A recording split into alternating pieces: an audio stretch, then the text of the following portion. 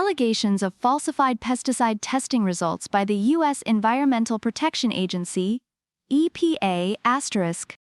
Documents obtained from the U.S. Environmental Protection Agency, EPA, have sparked allegations from a watchdog group and a former EPA research fellow that the agency may have misrepresented data in its testing of pesticides for harmful contaminants. This controversy emerged nearly a year after the EPA released a press release in May 2023, stating that tests failed to detect any per- and polyfluorooctane substances, PFAS, in certain insecticide products. However, this press statement contradicted a published study by the former EPA researcher, which had reported the presence of PFAS in these very same products. The significance of PFAS contamination. PFAS contamination has become a pressing issue in environmental and public health circles due to the known hazards posed by certain types of PFAS to human health. Governments worldwide and public health advocates are urging strict limits on exposure to these substances.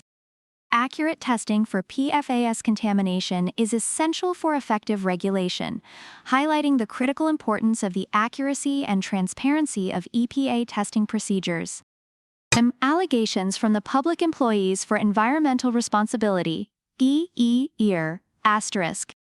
The allegations of false reporting of PFAS test results were made on Tuesday by the nonprofit group Public Employees for Environmental Responsibility, PER, led by former EPA employees. PER's Director of Scientific Policy, Kyla Bennett, revealed that the organization had obtained pesticide product testing data from the EPA through a Freedom of Information Act, FOIA, request. These documents showed that the EPA had indeed detected PFAS in the tested products, directly contradicting the agency's earlier press release.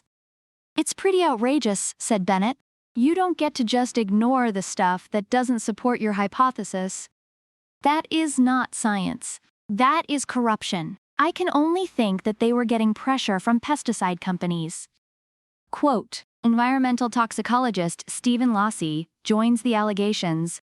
Joining PER in the allegations is environmental toxicologist Steven Lasee, the author of the 2022 study that the EPA initially challenged.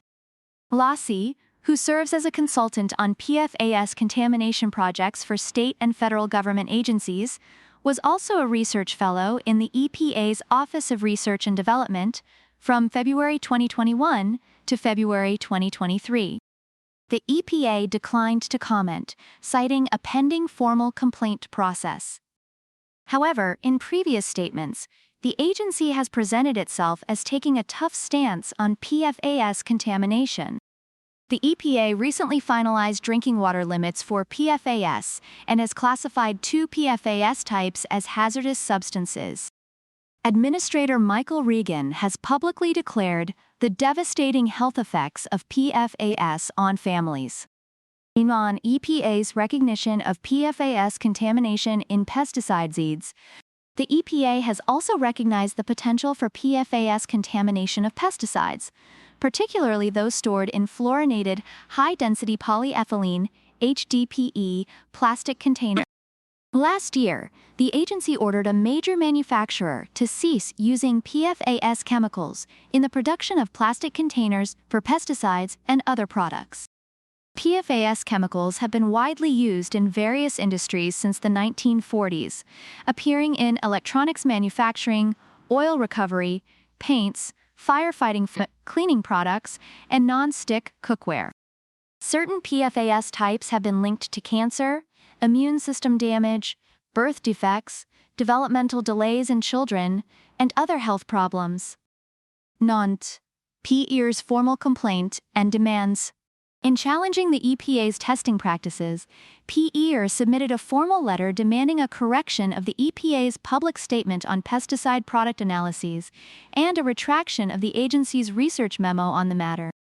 PER alleges that the EPA engaged in egregious misconduct in its attempt to refute Lasee's study findings, charging the agency with numerous departures from both accepted scientific and ethical practices.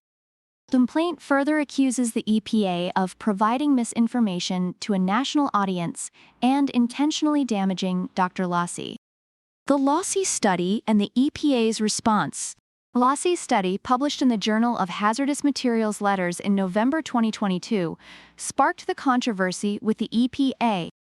The study's key finding was the detection of perfluorooctane sulfonic acid, PFOS, a highly hazardous PFAS type, in 6 out of 10 insecticides used in cotton fields and other crop cultivation, posing a contamination threat to agricultural areas.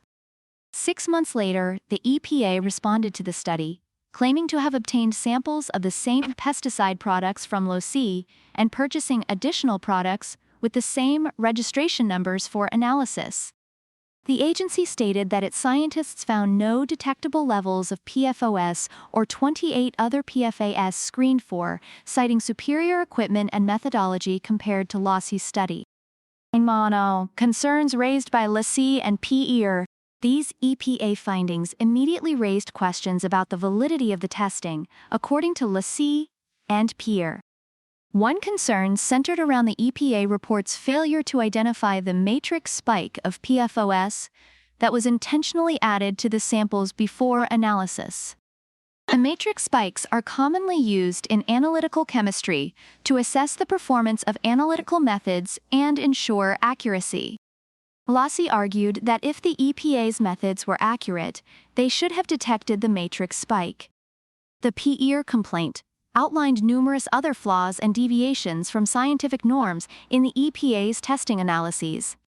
Another significant concern arose from the discrepancy between the EPA's publicly disclosed results from 2 tests conducted on the pesticide product samples and the agency's internal documents obtained by PER through the FOIA request. The documents revealed that the EPA had actually conducted 4 tests. PER noted that one of the additional tests did indeed detect PFOS and other PFAS types, which were not introduced as matrix spikes. The watchdog group expressed confusion over the EPA's failure to report these positive findings of PFAS in pesticides. Regardless, PER stated in its complaint, the presence of PFAS in pesticides points to an appalling regulatory breakdown by EPA. Quote, EPA's response and Lasee's doubts. In a letter to PER addressing some of the raised concerns, Ann Overstreet, the EPA division director, maintained the agency's confidence in its findings and asserted that the EPA's scientists maintained scientific integrity and are in compliance with established good laboratory practices. Amid the controversy surrounding his paper and the EPA's subsequent testing, Lasee attempted to replicate his initial results but was unsuccessful. This raised enough doubt about his own methodology that he initiated a retraction of his paper. However, after reviewing the EPA's internal testing data, which revealed the presence of PFOS and other PFAS types in pesticides but failed to disclose those results, Lasee's doubts shifted towards the credibility of the EPA itself. When you cherry-pick data, you can make it say whatever you want it to say, Lasee observed. Importance of independent reporting. This story was collaboratively published with The New Lead, a journalism project of the Environmental Working Group, highlighting the importance of independent reporting and the need for scrutiny of environmental regulations and testing practices to protect public health.